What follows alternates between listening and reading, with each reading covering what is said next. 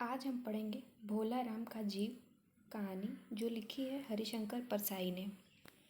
ऐसा कभी नहीं हुआ था। धर्मराज लाखों वर्षों से असंख्य आदमियों को कर्म और सिफारिश के आधार पर स्वर्ग या नरक में निवास स्थान अलॉट करते आ रहे थे, पर ऐसा कभी नहीं हुआ था। सामने बैठे चित्रगुप्त बार बार चश्मा पोंछ, बार बार थूक से पन्ने पलट रजिस्टर पर रजिस्टर देख रहे थे। गलती पकड़ में ही नहीं आ रही थी। आखिर उन्होंने खींचकर रजिस्टर इतने जोर से बंद किया कि मक्खी चपेट में आ गई। उसे निकालते हुए वे बोले, महाराज, रिकॉर्ड सब ठीक है। भोला राम का जीव ने 5 दिन पहले देह त्यागी और यमदूत के साथ इस लोक के लिए रवाना भी हुआ, पर यहाँ अभी तक नहीं पहुँचा। धर्मराज ने पूछा, और वह दूत कहाँ है? महाराज, वह भी लापता है। इसी समय द्वार खुले और एक यमदूत बदहवास वहां आया। उसका मौलिक कुरूप चेहरा परिश्रम, परेशानी और भय के कारण और भी विकृत हो गया था। उसे देखते ही चित्रगुप्त चिल्ला उठे, अरे तू कहाँ रहा इतने दिन? भोला राम का जीव कहाँ है? यमदूत हाथ जोड़कर बोला, दयानिधान, मैं कैसे बतलाऊं कि क्या हो गया। आज तक मैंने धोखा नहीं खाया था, पर भोला राम का जीव मुझे चकमा दे गया।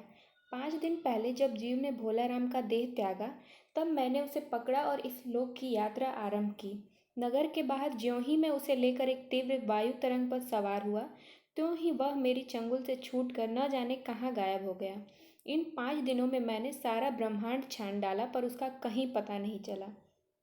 धर्मराज क्रोध से बोला, मूर्ख, जीवों को लाते लाते बूढ़ा हो गया, फिर भी एक मामूली बूढ़े आदमी के जीव ने तुझे चकमा दे दिया।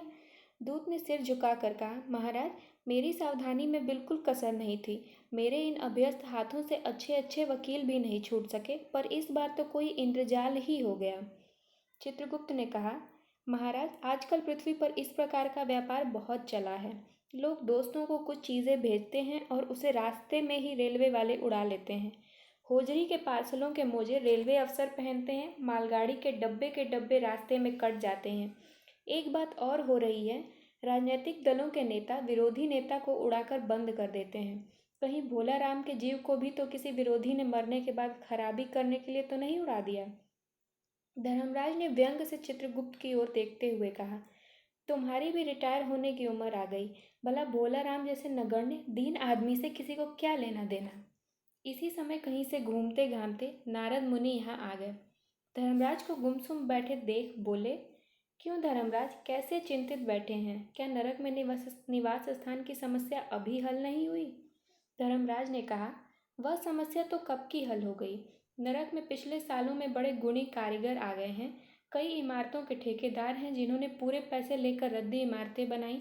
बड़े बड़े इंजीनियर भी आ गए हैं जिन्होंने ठेकेदारों से मिलकर पंचवर्षीय योजनाओं का पैसा खाया। ओवरसियर हैं जिन्होंने उन मजदूरों की हाजिरी भी भरकर पैसा हड़पा जो कभी काम पर गए ही नहीं। इन्होंने बहुत जल्दी नरक में कई इमारतें तान दी हैं। वह समस्या तो हल हो गई, पर एक बड़ी विकट उलझन आ गई है।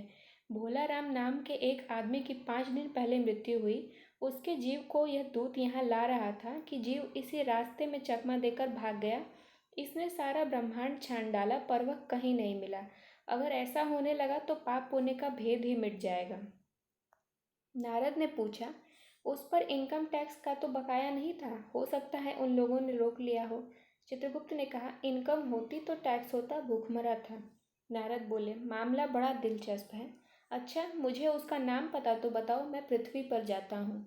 चित्रगुप्त ने रजिस्टर देख कर बताया, भोला राम नाम था उसका। जबलपुर शहर में धमापुर मोहल्ले में नाले के किनारे एक 1.5 कमरे टूटे फूटे मकान में वह परिवार समेत रहता था। उसकी एक स्त्री थी, 2 लड़के और एक लड़की। उम्र लगभग 60 साल, सरकारी नौकर था। 5 साल पहले रिटायर हो गया था। मकान का किराया उसने 1 साल से नहीं दिया, इसलिए मकान मालिक उसे निकालना चाहता था। इतने में भोला राम ने संसार ही छोड़ दिया। आज 5वां दिन है।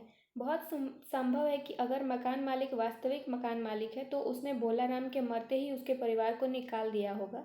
इसलिए आपको परिवार की तलाश में काफ़ी घूमना पड़ेगा।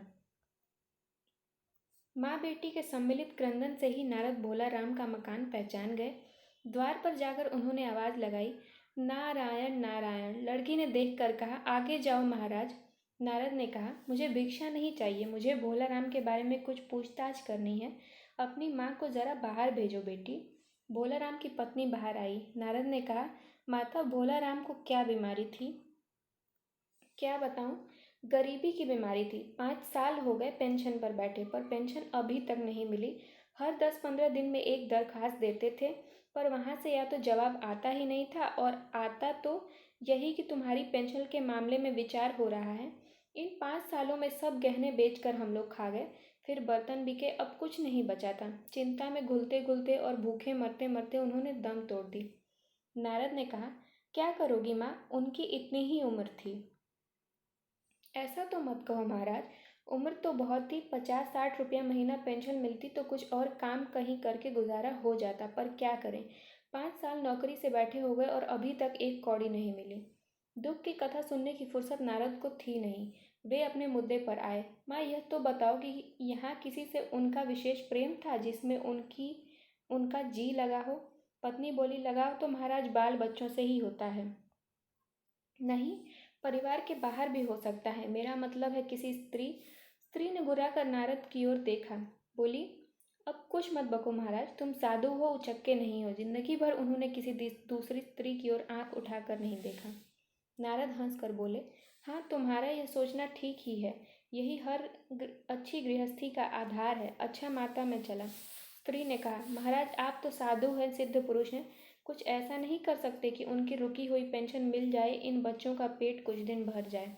नारद को दया आ गई थी। वे कहने लगे, साधुओं की बात कौन मानता है? मेरा यहाँ कोई मठ तो है नहीं, फिर भी मैं सरकारी दफ्तर जाऊंगा और कोशिश करूंगा।